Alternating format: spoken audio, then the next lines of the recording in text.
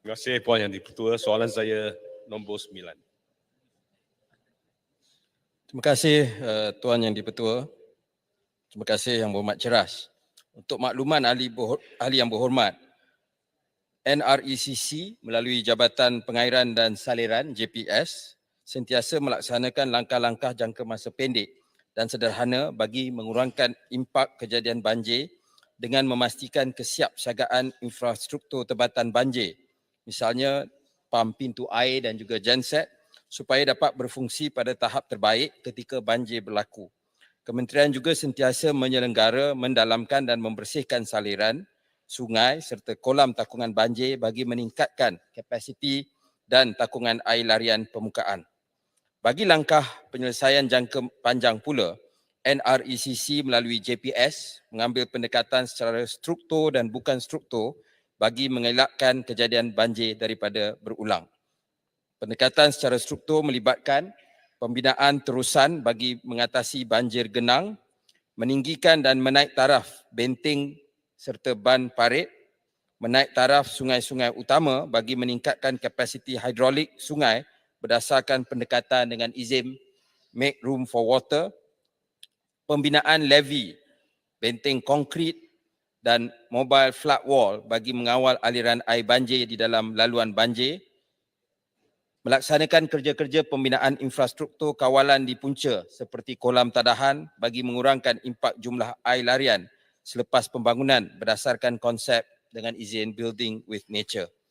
Pendekatan bukan struktur pula melibatkan melaksanakan program public outreach dan kesedaran alam sekitar di peringkat akar umbi agar masyarakat berdisiplin terhadap kebersihan bandar demi mengelakkan masalah longkang dan parit tersumbat, penggunaan mandatory manual saliran mesra alam ataupun MASMA dan pelan induk saliran mesra alam oleh kerajaan negeri dan PBT di dalam kelulusan Certificate of Compliance Completion CCC dan pemantauan pematuhan terhadap garis panduan MASMA di peringkat PBT untuk mengurangkan kesan banjir kilat melalui kawalan di punca.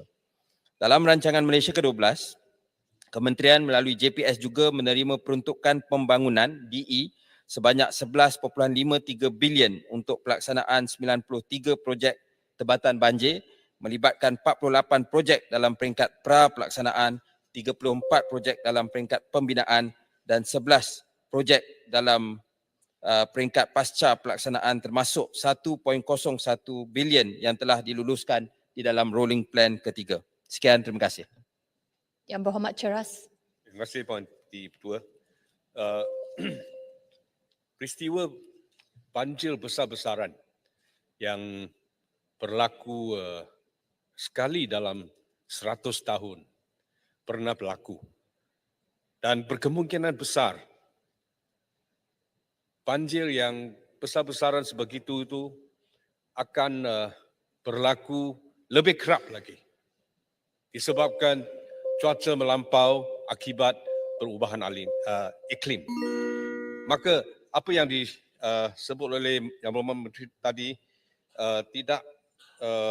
nampaknya tidak dapat mengatasi masalah banjir besar-besaran yang saya sebut tadi itu.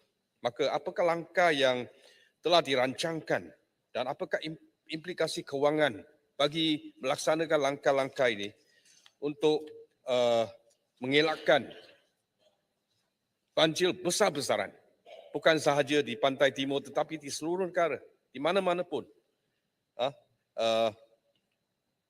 Dan juga adakah satu tabung mitigasi yang berkesan untuk mengatasi perubahan iklim yang akan dibentuk oleh kerajaan, mitigasi banjir besar-besaran. Terima kasih.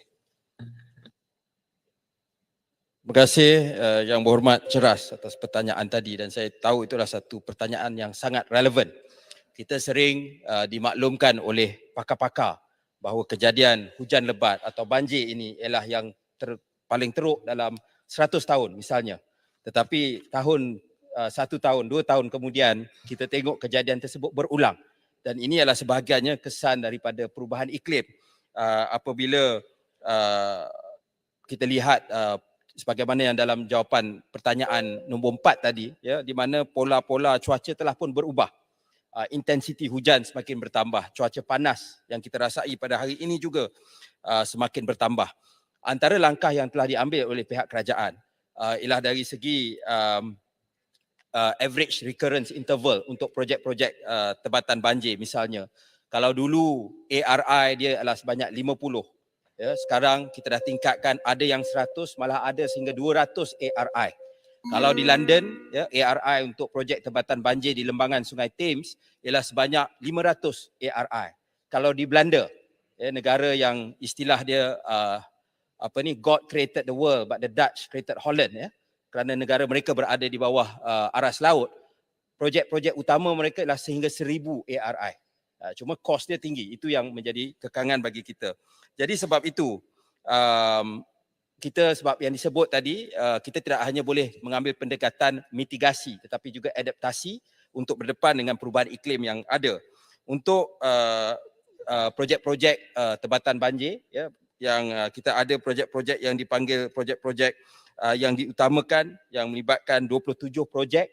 Kerajaan memperuntukkan sebanyak 11.6 bilion ringgit yang mana proses perolehannya bermula pada bulan ini dan kita hendak segerakan, dan sememangnya sekarang semua perancangan forecast kita ikut, kita ambil kira, ya, perubahan iklim yang ada pada hari ini. Jadi itu pendekatan yang kita kena ambil untuk berdepan dengan kesan perubahan iklim. Yang Berhormat